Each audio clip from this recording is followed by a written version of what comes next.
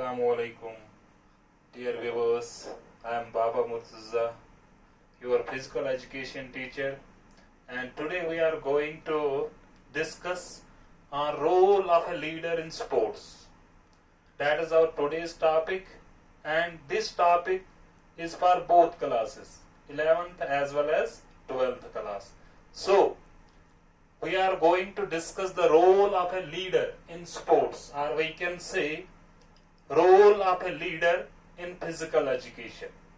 Physical education में role of a leader क्या होता है, या sports में role of a leader क्या होता है. तो before going to start this, let me tell you what leader is. Leader हम किससे कहते हैं?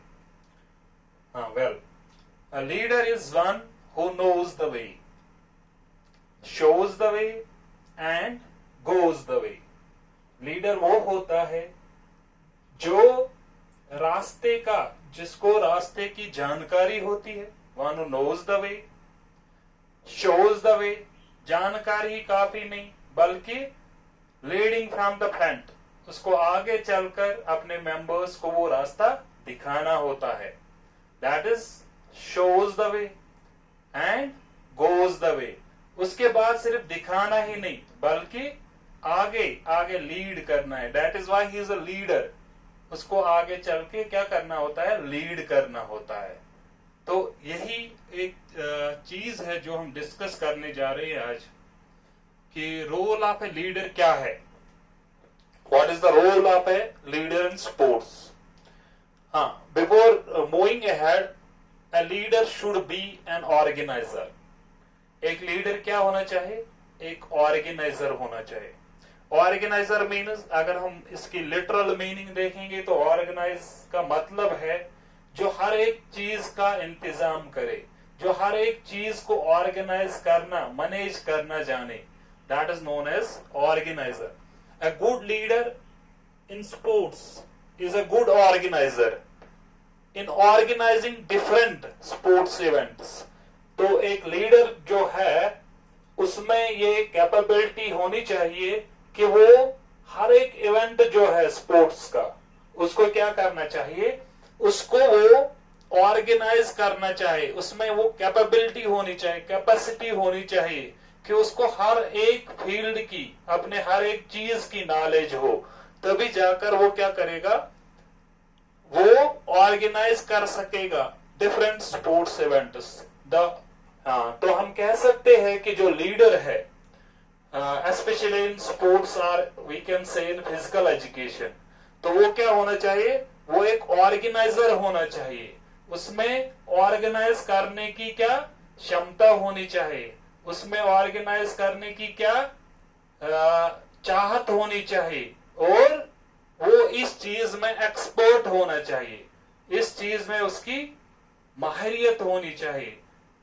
वो किस लिए? वो इसलिए ताकि अगर वो किसी के सामने आ जाए तो वो वहां पे शर्म महसूस न करे, जब उसको पता ही ना हो. बीइंग एन ऑर्गेनाइजर या बीइंग ए लीडर, जब वो सामने आ जाए किसी भी इवेंट में, या किसी भी प्रोसेशन में, या किसी भी गैदरिंग में, तो फिर जाके अगर उसको कुछ कहा जाए कि ये चीज कैसे है या वो चीज कैसे है, तो उसको पता होनी चाहिए कि किस तरह. फॉर एग्जाम्पल स्पोर्ट्स जो कोर्ट्स है, कबड्डी का कोर्ट, इसका मेजरमेंट क्या है, किस तरह के हॉलोज होते हैं इसमें, फ्रंट लाइन क्या है, बैक लाइन क्या है, ये सब उसको पता होनी चाहिए. तो इसीलिए a good leader in sports is a good organiser in organising different sports events. तो लीडर सबसे पहले क्या होना चाहिए? एक ऑर्गेनाइजर होना चाहिए. Number next is motivator. Number next is motivator. तो वो क्या होना चाहिए?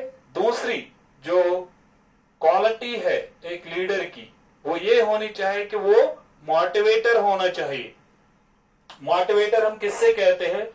जो अदर्स को, जो एक तो खुद आगे आकर कोई किसी चीज में पहल करे, और दूसरा अपने मेंबर्स को भी वो साथ लेकर चले, उनको भी मोटिवेट करे इस चीज के लिए. तो he should be a motivator. A leader in sports understands his students and their mental needs. तो लीडर जो होता है स्पोर्ट्स में वो क्या करता है, सबसे पहले प्रीरिक्विजिट है लीडर के लिए कि वो अपने तमाम मेंबर्स को जाने परखे, उनकी हर एक चीज की जानकारी रखे, तो तभी जाके वो लीडर है और तभी जाके वो उनके नीड्स का और उनके प्रॉब्लम्स का सॉल्यूशन निकाल सके. Well, a leader in sports understands his students and their mental needs, so he plays the role of a good motivator.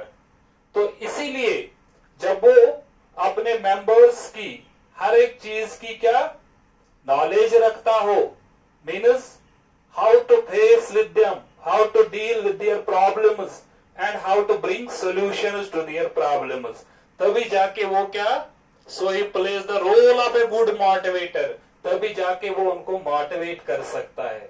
जब उसको उनके स्ट्रेंथ्स और उनके वीकनेसेस के बारे में जानकारी हो, तब जाके वो उनका एक बेस्ट मोटिवेटर बन सकता है.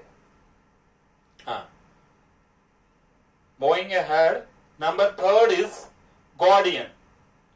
गार्डियन मीन्स जो निगहबानी करे. लिटरल मीनिंग अगर हम देखेंगे, निगहबानी, जो किसी की रखवाली करे, गार्डियन.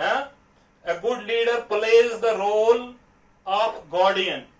तो एक गुड लीडर जो होता है वो एक गार्डियन का रोल निभाता है, क्योंकि जब भी आप किसी इवेंट में होते हैं तो वहां पे सब कुछ ग्रुप मेंबर्स एक दूसरे के साथी होते हैं, एक दूसरे के रिलेटिव्स होते हैं, एक दूसरे के फ्रेंड्स होते हैं, और लीडर जो होता है ये उनकी मम्मी भी होती है और इनका पापा भी यही होता है. Which is why we call him a guardian. He should be a guardian. तो वो इसीलिए एक गार्डियन होना चाहिए. A good leader plays the role of guardian. तो वो एक गार्डियन का रोल निभाता है. जो एक अच्छा लीडर होता है वो एक गार्डियन का रोल निभाता है. A good leader understands the personal problem of an athlete and provides a solution for the problems.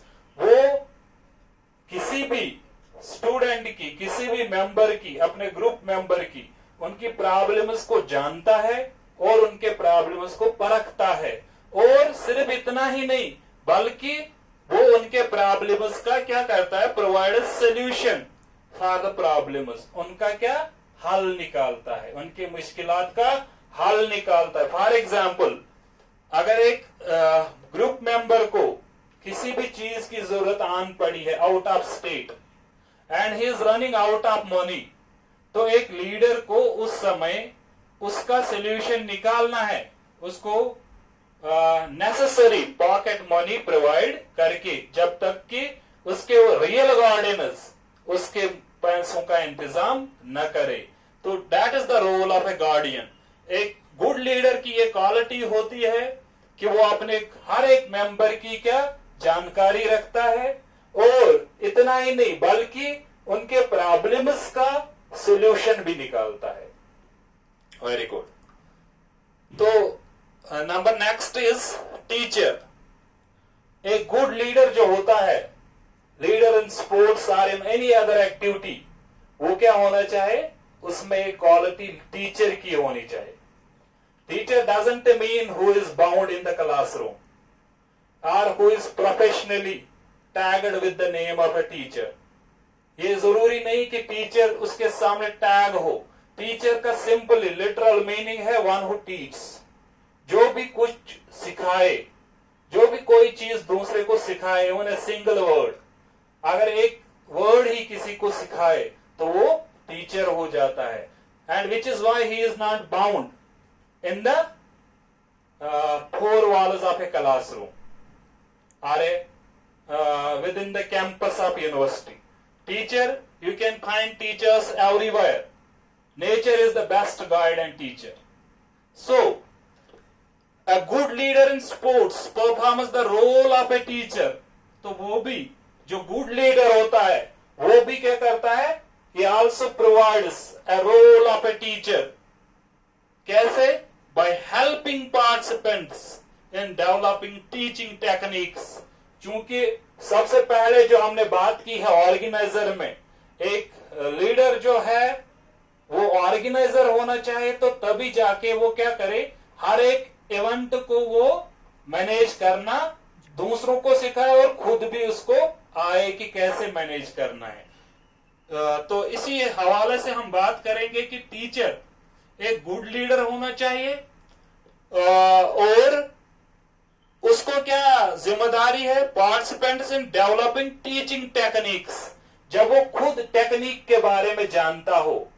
For example, अगर वो क्रिकेटर में लीडर है तो उसको खुद को क्या कवर ड्राइव आना चाहिए, कैसे कवर ड्राइव खेलना है। सबसे पहले उसको कवर ड्राइव की टेक्निक आनी चाहिए कि how to play the cover drive, कैसे हमने कवर ड्राइव खेलना है। तब जाके वो अपने टीम मेंबर्स को वो चीज सिखा सकता है। तो he plays the role of a teacher as well. जब वो अपने मेंबर्स की क्या करता है, वो अपने मेंबर्स की टेक्निक्स को सुधारता है, उनको टीच करता है टेक्निक्स के बारे में।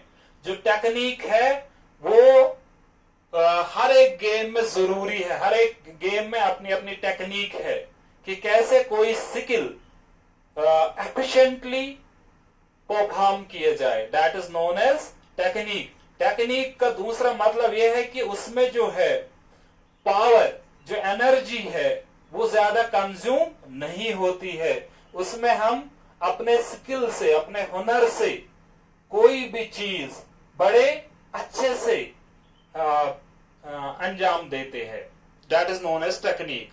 और साथ साथ में वो क्या करता है, educate them and improve their range of styles, और उनको वो उस चीज के बारे में रोशनास करवाता है। एजुकेट देम, उनके बारे में उनको होशियार करता है। And improve their range of styles, और उनके रेंज ऑफ स्टाइल्स को बढ़ाता है। फॉर एग्जाम्पल, जैसे हमने बात की है कवर ड्राइव की, और सिर्फ कवर ड्राइव ही नहीं बल्कि वो उनको तरह तरह के स्कोरिंग शॉट सिखाता है कि कैसे आप अपने स्किल को एम्प्लॉय करके बड़े एनर्जी कम यूज करके ज्यादा से ज्यादा गेन कर सकोगे। That is known as employing the skills. तो वो उनको रेंज ऑफ स्टाइल्स दिखाता है। Range of style, for example, अगर आप स्पिनर हो तो आपको वो डिफरेंट टेक्निक सिखाता है कि how to bowl the lefty and how to bowl a right hander, या one who uses the feet, how you can bowl at that time. तो डिफरेंट टेक्निक से रोशनास करवाता है एक लीडर। तो which is why he is also a teacher. Number next, psychologist. A good leader plays the role of a psychologist. एक good leader जो होता है वो क्या होता है, वो एक रोल प्ले करता है एक साइकोलॉजिस्ट का। साइकोलॉजी सिंपली डील करती है हमारे माइंड से। जो भी फॉर एग्जाम्पल हम परसीव करते हैं कोई चीज, या हमारी एग्रेशन हो, या हमारी पर्सनालिटी हो, that is also psychological factor. तो ये सारे, a good leader plays the role of a psychologist. He knows the mental skills and toughness of their players. तो वो, जैसा कि हम पहले भी इस चीज पे बात कर चुके हैं कि वो जो है साइकोलॉजिस्ट, जो लीडर होता है वो एक साइकोलॉजिस्ट का रोल प्ले करता है, और उसको mental skills and toughness of their players पता होती है। That is in other words, he knows the strengths as well as the weakness of their members. तो इसीलिए वो उनके स्ट्रेंथ्स और उनके वीकनेसेस को अपने टीम के मफाद के लिए इस्तेमाल करता है। Very good. Role model. Number next, quality of a good leader. As a leader, you should be able to prove yourself as a role model. अब जब सारे खूबियां आप में है तो रोल मॉडल की खूबी भी आप में होनी चाहिए. As a leader you should be able to prove yourself as a role model. आपको सिर्फ हर एक चीज की जानकारी होना काफी नहीं है, बल्कि you need to lead from the front. आपको आगे आकर फ्रंट लाइन में क्या करना है, कंपीट करना है. तभी जाके आप अपने मेंबर्स पे क्या कर सकते हो, एक इंप्रेशन बना सकते हो. Because action speak louder, action speak louder than talks. क्योंकि ये अमल ही है जो ज्यादा ऊंचा बोलते हैं. अगर आपके अमाल अच्छे हो, अगर आपके प्रोसेसेस अच्छे हो, अगर आपके एक्शंस अच्छे हो, तब आपको बोलने की जरूरत नहीं है. तो तब जाके सब लोग इस चीज से कायल हो सकते हैं. आपने उनको फिर कहना नहीं है. तो which is why as a leader you should be able to prove yourself as a role model. तो तब जाके आप एक रोल मॉडल होने चाहिए. आपको देखकर हर एक मेंबर ये कहना चाहिए कि मैं भी इस जैसा बनूं, मैं भी आप जैसा बनूं. तो that is what role model actually mean. हाँ, तो अब what is the role of physical education in making the good leaders? What we can do through physical education by adopting the following approach. If we can make leaders through physical education.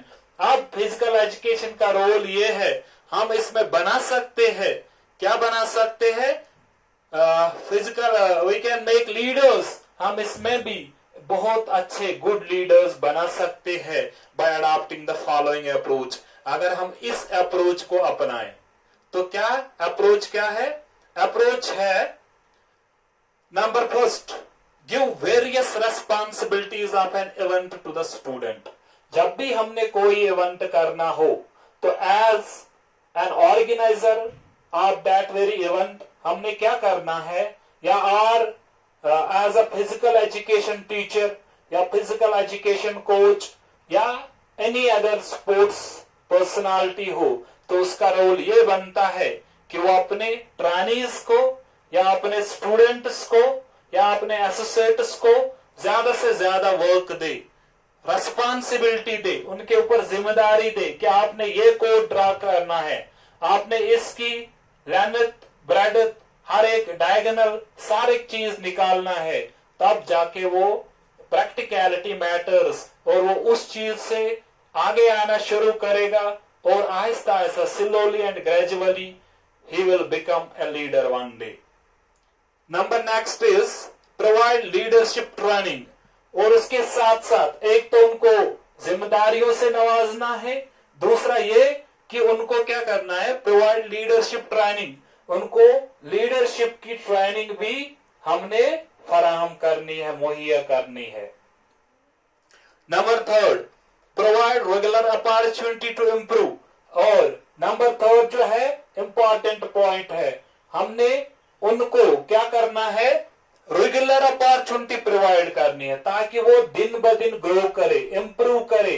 हाँ, अपने field में, अपने related field में उनको दिन ब दिन हम रेगुलर अपॉर्चुनिटीज से नवाजे ताकि वो क्या करे, ग्रो करे, डे बढ़े. Number fourth is recognise their achievement by facilitating them at different forms. तो हमने क्या करना है, recognise their achievement by facilitating them at different forms. हमने उनको क्या करना है, उनके अचीवमेंट्स को ग्रेजुअली क्या करना है, रिकॉग्नाइज करना है, स्टेप बाय स्टेप रिकॉग्नाइज करना है, पहचानना है उनके अचीवमेंट्स को, उनके प्रोग्रेसेस के ग्राफ को हमने क्या करना है, परखना है कि कौन कितना अच्छा करता है. और क्या करना है, by facilitating them at different forms. और उनको सिर्फ एक फील्ड में मुकीम नहीं करना है, मुकीद नहीं करना है, बल्कि उनको डिफरेंट फॉर्म्स में डालना है, हर एक एंगल में उनको डालना है ताकि वो हर एक चीज से क्या फैजियाब हो सके और उनको हर एक चीज की जानकारी मिल सके। Very good. Number 5 is having faith and confidence in them. That is the very important point. Having faith and confidence in them, that is very crucial point two understand. सबसे जो मैटर करने वाला पॉइंट है, having faith and confidence in them, because faith and confidence can shake the world. If you have faith and confidence, then you can shake the whole world. तो इसीलिए हमने भी अपने ट्रेनीज पे या अपने स्टूडेंट्स पे भरोसा करना है, और ये हमने अपने अंदर तय करना है कि नहीं, ये बच्चा बड़ा ही कॉन्फिडेंट है, इसमें he can do, he or she can do this if I shoulder him or her any responsibility. तो हमने उन पे क्या होना चाहे, उन पे भरोसा होना चाहे, और भरोसे के साथ साथ कॉन्फिडेंस होनी चाहिए कि नहीं, इसमें करने की सलाहियत है, ये कर सकता है। And number 6 is to make their profession attractive and worthy of being adopted by others. So to make their profession attractive and worthy of being adopted by others, तो उनके प्रोफेशन को क्या बनाना है, अट्रैक्टिव बनाना है। खासकर जैसे कि स्पोर्ट्स में है या फिजिकल एजुकेशन में है, हर एक चीज को अपने तरीके से किया जाता है, because physical education is itself a department. ये एक अपना एक कंप्लीट डिपार्टमेंट है जिसका हर एक चीज अपना है, अपने हायरार्की है और अपने सबऑर्डिनेट्स है, अपने ऑफिसेस है और अपने बिल्डिंग्स है, डिपार्टमेंट अलग है, हर एक चीज इसका अपना है। तो अब to make their profession attractive and worthy of being adopted by others, तो उनको क्या करना चाहे, जो भी रिस्पॉन्सिबिलिटी हम उनको प्रोवाइड करें अपने ट्रेनीज को या अपने स्टूडेंट्स को, तो उनको उस चीज में क्या अट्रैक्शन प्रोवाइड करनी है, उनको वो बेगारी नहीं लगनी चाहिए। सिंपली कि उनको वो मतलब ऐसे ही बेगारी नहीं लगनी चाहिए कि नहीं अब मैंने किया है तो इससे क्या मुझे मिलेगा, नहीं, that very event should be attractive. उसमें उसको क्या दिल लगना चाहिए, उसमें उसकी कशिश होनी चाहिए, तब जाके उस चीज में मजा आ जाता है। फॉर एग्जाम्पल उसमें पैशन होना चाहिए वो करने का। तो वो पैशन किस चीज से बढ़ता है, जब किसी चीज में अट्रैक्शन हो। जब अट्रैक्शन हो तो पैशन इटसेल्फ ग्रोज। हाँ। Number 7 is to formulate the sound policies and practices in order to raise the academic and professional standard. Very good. So to make their profession attractive.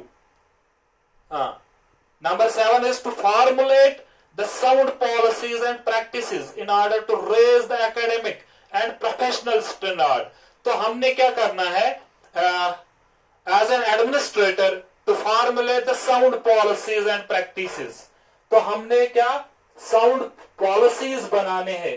ऐसा नहीं कि हम कोई पॉलिसी बनाएं और उसमें अपनी इकोनॉमी को ड्रेन करें, इकोनॉमी को यूज करें, फिर जाके उससे कोई फायदा न मिले, बल्कि हमने एक साउंड पॉलिसी को अडॉप्ट करना है, फॉर्मुलेट करना है और एडमिनिस्टर करना है। And practices in order to raise the academic and professional standard. तो हमने दो चीजों को साथ साथ में बढ़ाना है। क्या? एक तो academic standard of a trainee, and number next is the professional of the trainee. For example professional उसका ये है कि वो स्पोर्ट्स से रिलेटेड हो। फॉर एग्जाम्पल अगर वो क्रिकेटर है तो वो क्रिकेट खेलता है by profession, he is a cricketer as profession. तो इसी तरह अगर वो फुटबॉलर है तो वो बाय प्रोफेशन फुटबॉलर होना चाहिए। तो अब उस या क्रिकेट या फुटबॉल के प्रोफेशन में आने के बाद वो उसका वो एकेडमिकली भी साउंड होना चाहिए। ताकि अगर कल उसका कोई इंटरव्यू हो या मैन ऑफ द मैच हो या मैन ऑफ द सीरीज हो तो उसको आगे आकर डाइस के आगे आकर सब लोगों के सामने बोलना आना चाहिए, अपने आप को रिप्रेजेंट करना आना चाहिए, अपने डिपार्टमेंट को रिप्रेजेंट करना आना चाहिए. That is what academic mean. हाँ, that is the end of this lecture. I hope you may have got it very well, rather nicely. हाँ, तो अगर आपको ये मेरा वीडियो लेक्चर पसंद आया तो आप मेरे इस YouTube चैनल को सब्सक्राइब करें और बेल आइकन के ऑल नोटिफिकेशंस को दबाएं ताकि जो आने वाला नेक्स्ट वीडियो हो उसकी नोटिफिकेशन आपको सबसे पहले मिल जाए. Thank you very much.